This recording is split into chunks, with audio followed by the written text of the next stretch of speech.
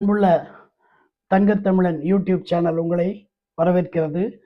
வரவேற்பது முருகவேல் திருமலைசாமி செங்குட்டுவன். அன்பு நண்பர்களே, இந்த கான்செப்ட் உங்களுக்கு வர்ற கான்செப்ட் எல்லாம் எங்கேருந்து எடுக்கிறீங்கன்னு சொல்லி நிறைய பேர் என்ன கமெண்ட்ல கேட்டிருக்காங்க. எங்கேயுமே இல்லை சார், நம்ம கண்ணு முன்னாலேயே இருக்குது. நம்ம உட்காந்துருக்கோம், பார்க்குறோம், பேசுகிறோம்.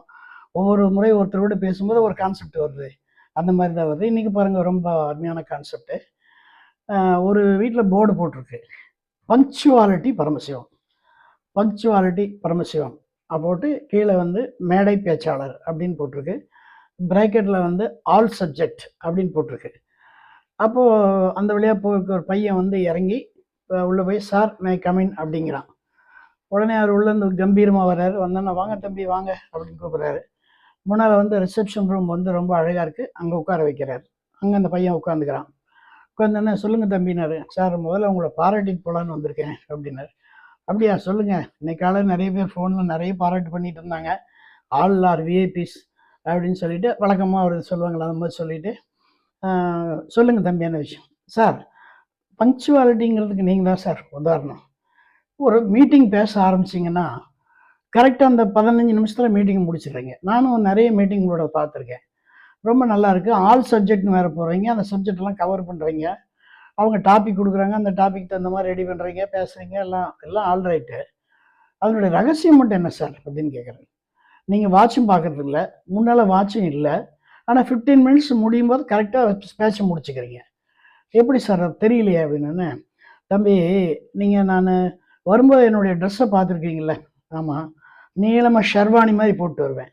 அதில் நிறைய ஜிகினாலாம் இப்படி இப்படி டிசைனாக இருக்கும். பாக்கெட்லாம் இங்கே கழுத்தில் எல்லாம் இருக்கும். அதில் பார்த்தீங்கன்னா கருப்பாக நிறைய பட்டன்ஸ் இருக்கும். ஆச்சுங்களா? இதுக்கும் நீங்கள் டைம் கேட்பப்படுறதுக்கு என்ன சார் சம்பந்தம் அப்படின்னா, அவசரப்படாதீங்க கேளுங்க. நம்ம பேரறிஞர் அண்ணா இருக்கும்போது மீட்டிங் பேசும்போது பார்த்தா அவர் என்ன பண்ணுவார்னா, ஒரு மூக்குப்பொடி இப்படி கையில் எடுத்துக்குவார். ஷோல்டரில் துணி தொங்கிட்டு இருக்கும். திடீர்னு ஒரு செகண்ட் இப்படியும் பாருங்க, அந்த துணி அப்படி வந்து அப்படி போகும்போது மூக்குப்பொடி மூக்கில் போயிடும்.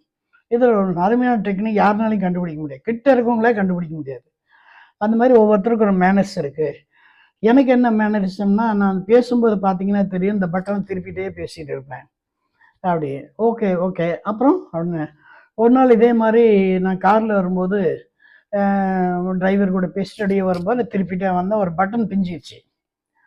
அப்போ நான் என்ன பண்ணுவேன்னா, பாக்கெட்டில் மிட்டாய்ஸ் வச்சுருப்பேன். இப்போ பேச்ச ஆரம்பிக்கும் போது ஒரு மிட்டாய் தூக்கி வாயில் போட்டுவேன். அந்த மிட்டாயோட கான்செப்ட் என்னென்னா, 15 நிமிஷம் வரைக்கும் அது இருக்கும். 15 நிமிஷம் அது கரண்ட் சுத்தமாக போயிடும். அப்போ எனக்கு டைமிங் தெரியும். இதான் ரகசியம். அன்னைக்கு என்ன ஆச்சுன்னா, இந்த மாதிரி பட்டனை தூக்கி உள்ளே போட்டேன்.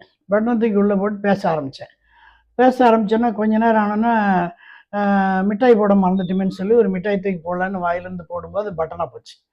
அது எனக்கு பேசுகிற இன்ட்ரெஸ்ட்டில் முன்னால் இருக்கவங்க கைதுன்னு எல்லாம் மறந்துட்டேன். அது 15 நிமிஷம் ஆச்சு, 16 நிமிஷம் ஆச்சு கரையில். அப்புறம் தான் தெரிஞ்சுது அது மிட்டாய் எல்லாம் பட்டன் அப்படின்னு சொல்லி. அப்புறம் தான் ஐயோ அப்படின்னு சொல்லிட்டு அதுக்கப்புறம் பேச்ச முடித்தேன். அதுதான் ஃபஸ்ட்டு டைம்.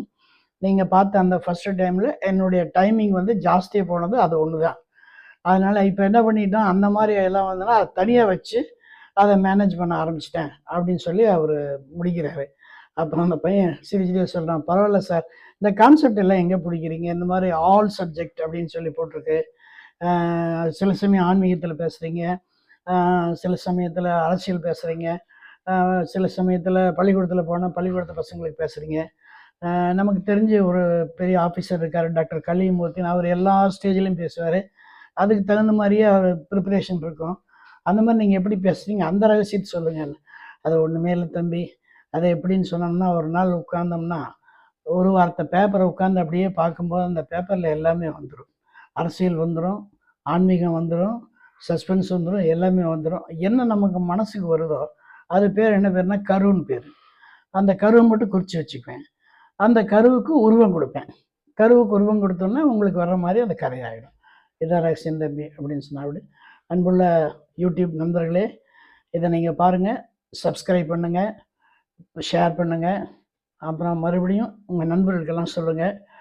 வாழ்க வளமுடன், வாழ்க வளமுடன், வாழ்க வையகம்.